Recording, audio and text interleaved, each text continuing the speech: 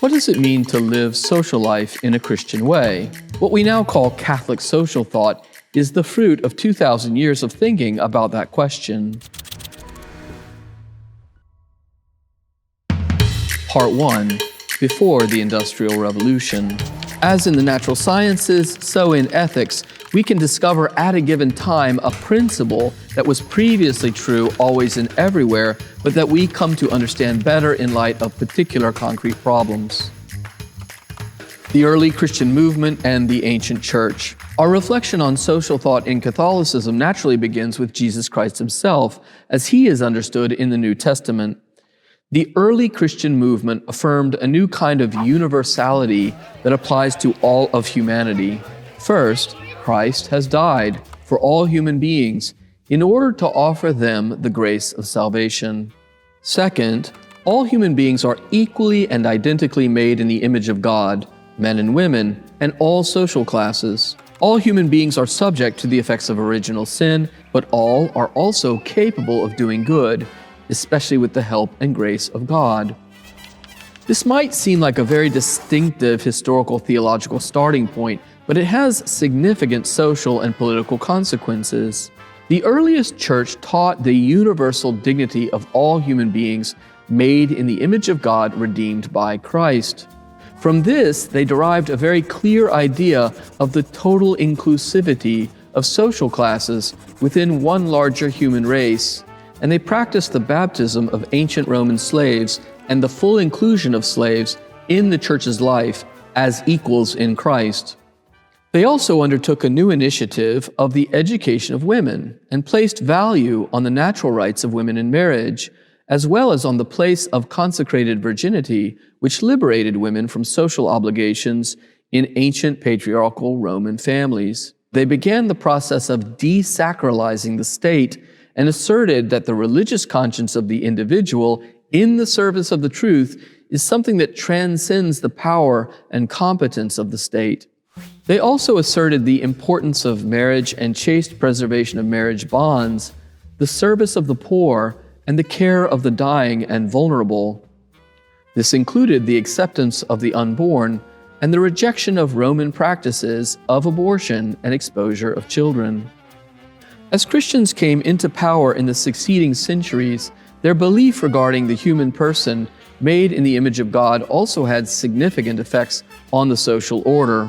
Christian bishops in the 4th and 5th centuries regularly preached against the death penalty and challenged politicians to recognize the constraints of the just exercise of power based on natural law and revealed teachings that transcend any one nation, party, or clan.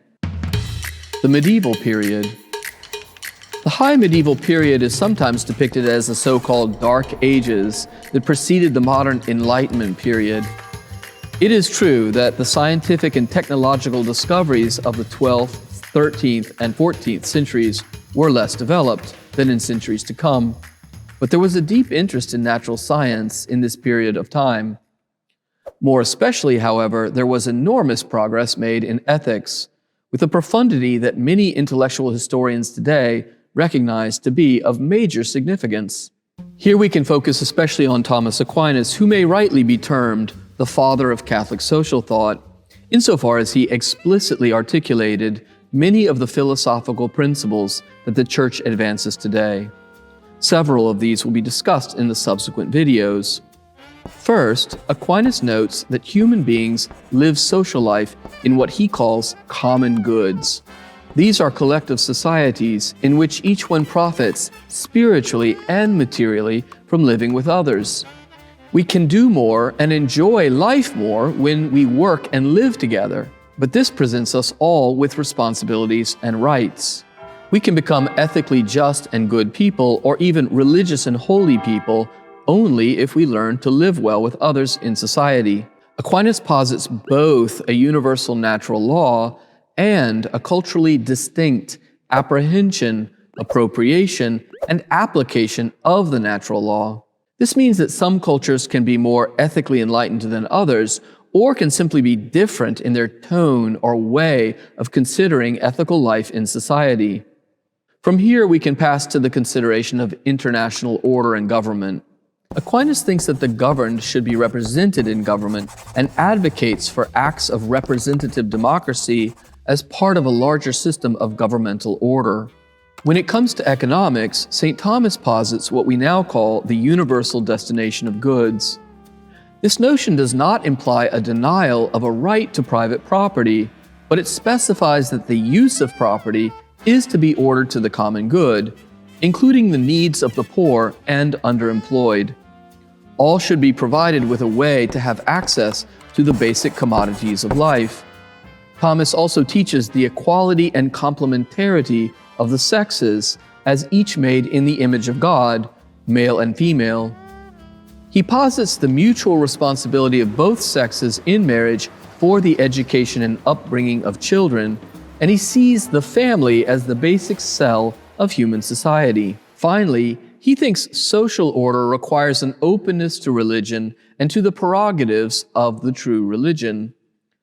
This includes the notion that all human beings are obliged to seek the truth in matters of religion, but they also have the right to find their own way without coercion or violence.